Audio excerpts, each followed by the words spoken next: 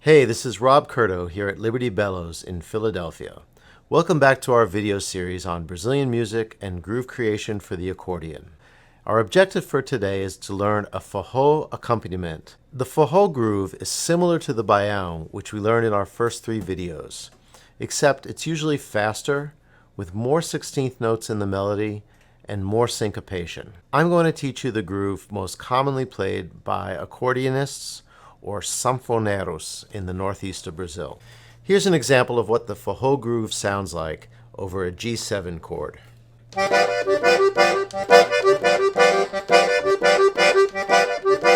The word forró is spelled F-O-R-R-O and refers to an entire genre of music unique to the northeast of Brazil. It features the accordion as its main instrument and is in many ways analogous to, say, Zydeco music in Louisiana, or música norteña in the north of Mexico. Forró also refers to a specific rhythm played at a forró dance. It's a pretty syncopated rhythm, so let's start by learning the left hand separately.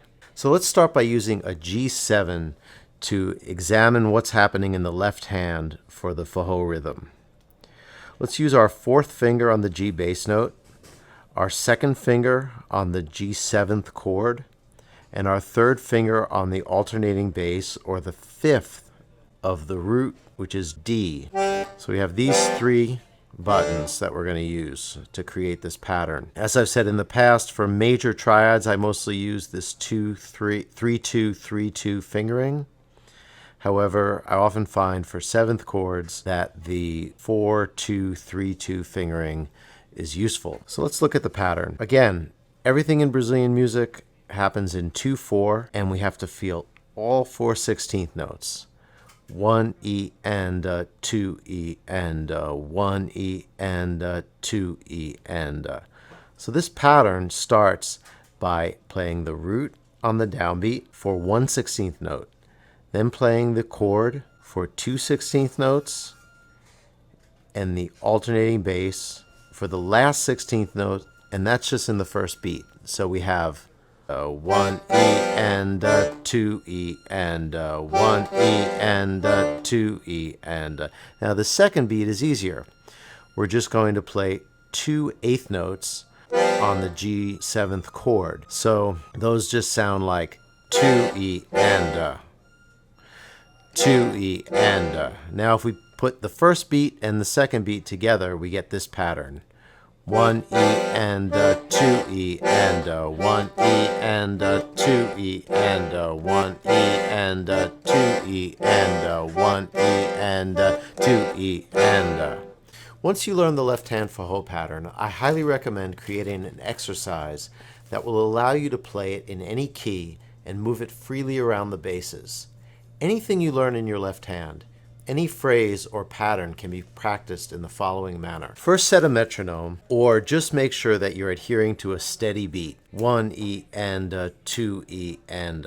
Then we're going to practice the pattern by moving in fourths. 1 E and 2 E and 1 E and 2 E and 1 E and 2 E and 1 E and 2 E and 1 E and 2 E and.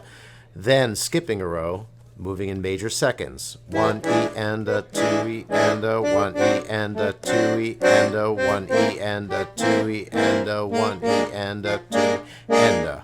Then skipping 2 rows, moving in minor thirds. 1 E and 2 E and 1 E and 2 E and 1 E and 2 E and. Then by skipping 3 rows, moving in major thirds. 1 E and 2 E and 1 E and 2 E and 1 E and 2 E and. Now let's learn the right hand pattern for the forró groove. Like the baião, this part comes from the stick pattern of a bass drum called a zabumba. The stick is called a bacalhau, and it sounds like this. 1, 2, 1.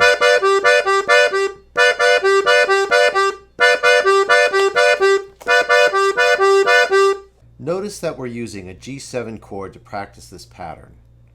Our chord is divided into 2 parts. A low part, which is just played by our thumb on the G, and a high part played by our second, third, and fifth fingers on the rest of the chord.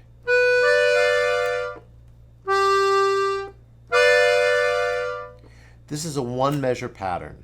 The first beat consists of a rest on the downbeat, then the chord on the second and third 16th notes, and our thumb on the last 16th note.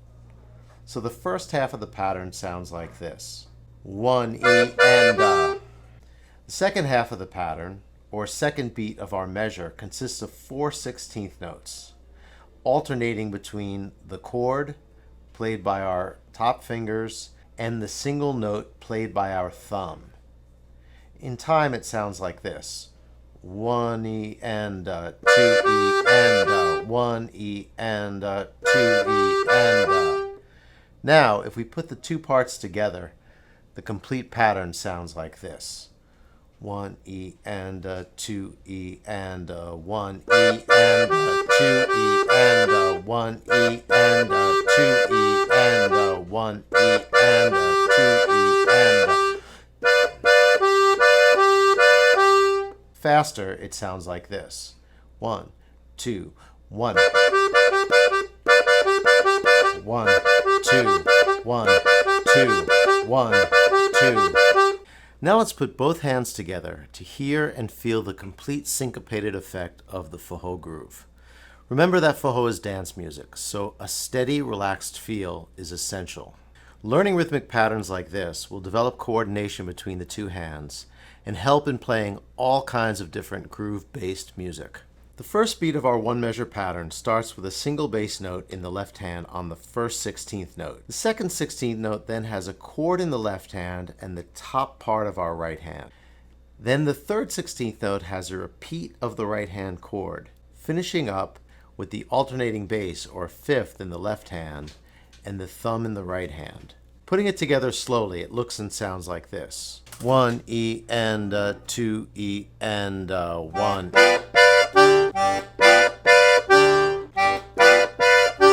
1 E and Now, if we look at the second half of the beat, we see that we have 4 16th notes in the right hand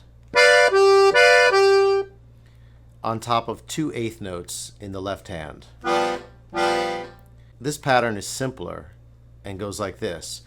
2 E and 2 E and Now putting it all together slowly.